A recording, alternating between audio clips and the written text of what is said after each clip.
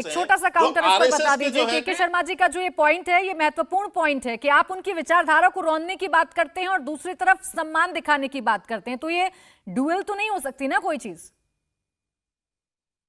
बिल्कुल सटीक बात है और इसी पैमाने को आगे ले जाते हुए मैं ये पूछना चाहती हूँ प्राची जी कि ऐसा ही फोटो आप करते हैं क्या नरेंद्र मोदी जी जब वो गांधी जी को कुछ श्रद्धांजलि देते हैं, क्योंकि गॉडसे के कृत्यों के लिए कभी माफी नहीं मांगी मांगी गई और उनको माल्यार्पण किया जाता है और इनके जो सांसद हैं वो संसद के पटल के ऊपर जिस तरह की हम देखते हैं साध्वी प्रज्ञा जैसे लोग इनके संगठन में मौजूद हैं और तमाम नाम मुझे याद आते हैं, तो ये जिस तरह का दिखावा ये खुद करते हैं, फोटो ऑप्स करते हैं, शायद वही ये कांग्रेस के अंदर देखने की कोशिश करते हैं, पर हमारे यहाँ पर आंतरिक लोकतंत्र है। नहीं, और अगर उस विचारधारा आंतरिक को आप उसी लोकतंत्र के विचारधारा चलते को कुचलने की बात करेंगे तो फिर उस पर सवाल खड़े होंगे। केसी त्यागी जी भी हमारे साथ हैं। केसी त्यागी जी, एक बात कह दूं, प्राची जी एक बात कह दूं जो इन्होंने कहा, जहां तक गांधी जी की विचारधारा का प्रश्न है, गांधी जी की विचारधारा से कौन असहमत रहा?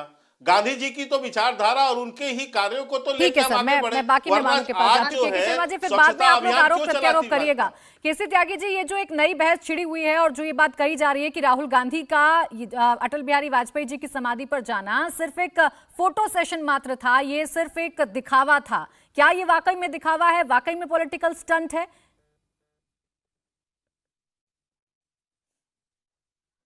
प्राची जी, मुझे नहीं समझ में आया है कि मुझे इस बहस का हिस्सा क्यों बनाया गया। के शर्मा जी और महिमा जी बहुत अच्छी तरह से डिबेट कर रहे हैं, तो वो दोनों इसके लिए बहुत उपयुक्त थे। मैं तो एक सकारात्मक दृष्टिकोण के साथ बैठा हूँ। एक तो 2 दिन पहले देश के महान सपूत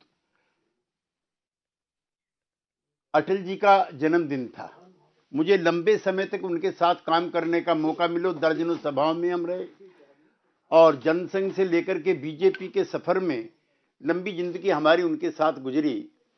आज एक सकारात्मक पक्ष राहुल जी की तरफ से आया है कि अपनी विचारधारा से भिन्न विचारधारा का जो नेता है उसकी वो समाधि पे जाते हैं। सभी पार्टी के लोगों को उसका अनुकरण करना चाहिए, उसकी तारीफ करनी चाहिए, उसकी प्रशंसा करनी चाहिए। और गए भी किसकी समाधि पर? मैं संक्षेप में प्राची जी 2-3 चीजें आपके सामने रखना चाहता हूं। कैसे थे अटल जी? जब वो वित्त मंत्री बनते हैं तो उनके जो ऑफिस है उसमें नेहरू जी की तस्वीर लगी हुई है।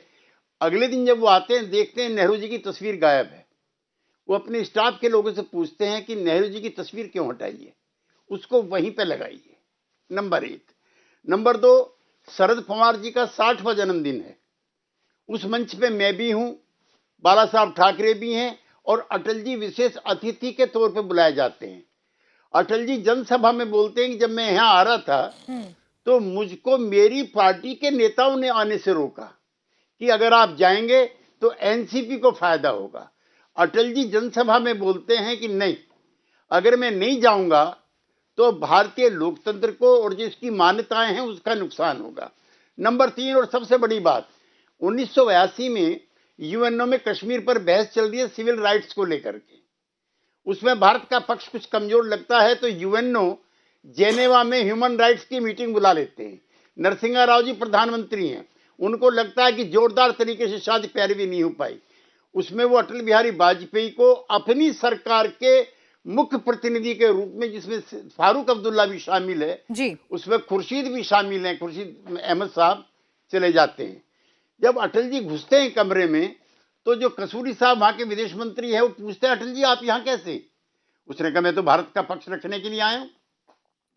उसने कहा लेकिन कश्मीर पर तो आपकी पार्टी के लग रहा है। उसने कहा पार्टियों की राय भिन्न हो सकती है लेकिन देश की राय भिन्न नहीं होती। ऐसे थे अटल बिहारी वाजपेयी। लिहाजा आज मैं सभी से कहना चाहता हूं, मैं तो उपयुक्त नहीं हूं आज की बहस के लिए कि मैं अटल जी के बारे में खराब बात कहूं कि राहुल जी के बारे में। एक सकारात्मक पक्ष राहुल जी के व्यक्तित्व का उभर करके आया है और यूं भी पदयात्राओं में, भूख हड़ताल में जी, और सत्याग्रह में और कोई भी गांधीवादी विचारधारा से लैस कोई भी कार्यक्रम होता है वो आत्मशुद्धि के लिए होता है। गांधी जी कहते थे कि उपवास में बैठे हो तो अपने विरोधी के लिए भी कोई अपने मन में खराब विचार मत रखो। यानी आप मैं इसे राहुल जी के पॉजिटिव इस काम अप्रोच का के तौर पर समर्थन देख करता रहे हूं हैं कि ये और पॉजिटिव चाहता हूं अप्रोच कि है, एक सकारात्मक कदम है। आप इसे इस तरीके से देख रहे हैं और इसका स्वागत होना चाहिए। हर्षवर्धन जी जो बातें कह रहे हैं केसी त्यागी जी, क्या वाकई में ये एक पॉजिटिव अप्रोच है, ये सकारात्मक कदम है, या फिर जो बीजेपी कह रही है कि ये तो देखिए महज एक दिखावा है क्योंकि आप उनकी विचारधारा से तो इत्तेफाक रखते नहीं है, लेकिन आप श्रद्धा सुमन जरूर अर्पित कर रहे हैं उनकी समाधि पर जाकर? ये वाला पैमाना होगा कि विचारधारा से नहीं सहमत हैं तो श्रद्धा सुमन क्यों अर्पित करें, तब तो फिर राजनीति खत्म हो जाएगी, तब तो फिर आमने सामने तलवार लेकर उतरना पड़ जाएगा। तो ये युद्ध नहीं है और राजनीतिक दल एक दूसरे के सामने इस तरह से खड़े नहीं होने चाहिए। लेकिन 2-3 प्रश्न मेरे मन में आए और बड़ा अच्छा संदर्भ जो है, मैं वो संदर्भ देने वाला था लेकिन अब उसको मैं नहीं दूंगा क्योंकि केसी त्यागी जी ने, बहुत वरिष्ठ नेता है, उन्होंने कह दिया। अब उसका एक दूसरा पहलू है, जब अटल जी भारत का पक्ष रखने गए तो उन्होंने ये चिंता नहीं की कि उनकी पार्टी का स्टैंड क्या है, उन्होंने भारत का पक्ष रखा। लेकिन जब कश्मीर से 370 भारत की सरकार ने हटाया तो राहुल गांधी और कांग्रेस पार्टी का बयान दुनिया भर में क्या था। जब चीन के साथ भारत संघर्ष की स्थिति में रहा, एक बार नहीं, डोकलाम से लेकर गलवान से लेकर तवांग तक, उस वक्त कांग्रेस पार्टी का पक्ष क्या रहा। और अभी हम देखें, इस यात्रा को कन्याकुमारी से शुरू किया गया और मैं कई बार कहता हूं कि इसका जिक्र करना चाहिए। इंदिरा गांधी जी तो बड़ा सम्मान करती थी श्री एकनाथ राणाडे जी का, संघ के वरिष्ठतम प्रचारकों में से थे। उन्हीं एकनाथ राणाडे जी ने विवेकानंद केंद्र तैयार किया और वहीं से राहुल गांधी को भारत जोड़ो यात्रा शुरू करना पड़ा। लेकिन पूरे रास्ते राहुल गांधी अगर अब्यूज करते रहे, गालियां देते रहे, तो वो राष्ट्रीय स्वयंसेवक संघ को देते रहे।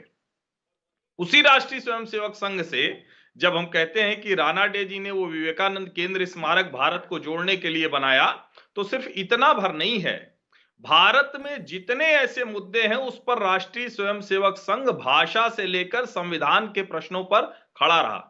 सवाल ये कि आज राहुल गांधी कह रहे हैं कि हर संस्था खत्म हो गई, संवैधानिक तौर पर पूरी तरह से ध्वस्त कर दिया गया। क्या कांग्रेस के शासन काल में वो संघ के लोगों को या भाजपा के लोगों को हर जगह बैठा देते थे मंत्रालयों में? तो ये बयान कितना बेतुका और स्तरहीन है कि संघ और भाजपा के लोग मंत्रालयों में बैठे हुए हैं। अरे अगर भारतीय जनता पार्टी जीत कर आई है तो उसके लोग ही रहेंगे। और राहुल गांधी अभी लाल किले पर जो भाषण दिया उन्होंने, मुझे बड़ा अच्छा लगा कि उनको ये एक कहें कि सहज स्वीकारोक्ति है, लेकिन उसके आगे वो करेंगे क्या। उन्होंने कहा कि ये भाजपा संघ के लोग नफरत फैला रहे थे, इसलिए मैं नफरत के बाजार में मोहब्बत की दुकान चलाने निकला था। और लाल किले पर जाकर उन्होंने जो भाषण दिया है, जो भारत जोड़ो यात्रा और राहुल गांधी के ट्विटर हैंडल से है, उसको ट्वीट किया है, मैंने उसको सुना पूरा। उन्होंने कहा मुझे देश में कहीं कोई नफरत नहीं दिखी। अब सवाल ये कि अगर नफरत नहीं दिखी तो क्या आज के बाद वो ये कहना बंद करेंगे कि देश में चारों तरफ नफरत फैली हुई है? ये बंद करेंगे वो? क्योंकि अब वो देश के नायकों की समाधि पर उनके सामने श्रद्धांजलि देने के बाद लौटे हैं। भारतीय जनता पार्टी और कांग्रेस की अपनी राजनीति है, वो एक दूसरे से लड़े, एक दूसरे को ना छोड़े, छोड़ना भी नहीं चाहिए, राजनीतिक तौर पर क्यों छोड़ना चाहिए।